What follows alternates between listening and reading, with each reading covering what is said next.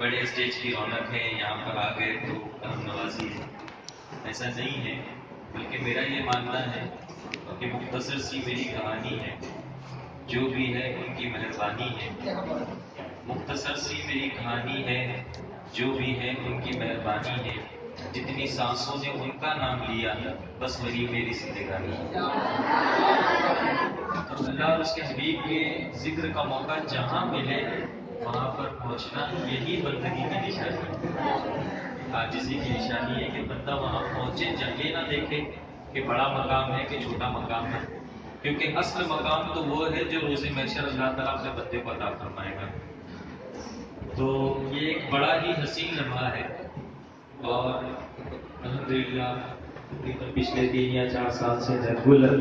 میں آپ کے سامنے کچھ نہ کچھ باتیں فیئرویل پروگرام کے ٹائم پہ رکھتا ہوں، اور سال میں بھی کچھ بیچ میں آ کر کچھ باتیں آپ کو سمجھانے کی میں کوشش کرتا ہوں۔ اس سے پہلے کہ ہم آگے بڑھیں گے، چلیے ہم ایسا کرتے ہیں کہ کچھ نعتیں پڑھ لیتے ہیں، جب نعت پڑھیں گے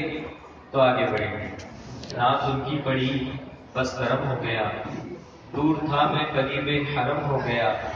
میری بخشش کی خاطر بہت ہے یہی، نام ان کا جو دل پر رقم ہو گیا، خاتمہ میرا بالخیر طیبہ میں ہو، ہند میں میرا گرچہ جنم ہو گیا، ایک رضوان ہی کیا ان کا جو بھی ہوا، دور اس کا ہر ایک رنج و غم ہو گیا۔ ذرا سب مل کر بولیے سبحان اللہ۔ کیا پڑھیں، میں سوچتا ہوں جب بھی نعت شریف پڑھنے کی بات آتی ہے تو میں سوچنے لگتا ہوں کہ ایسا کیا پڑھوں جس میں سب انوالو ہو جائیں۔ آئیے قصیدہ بردا شریف پڑھتے ہیں۔ قصیدہ بردا شریف یہ وہ نعت ہے جس کے لکھنے کے بعد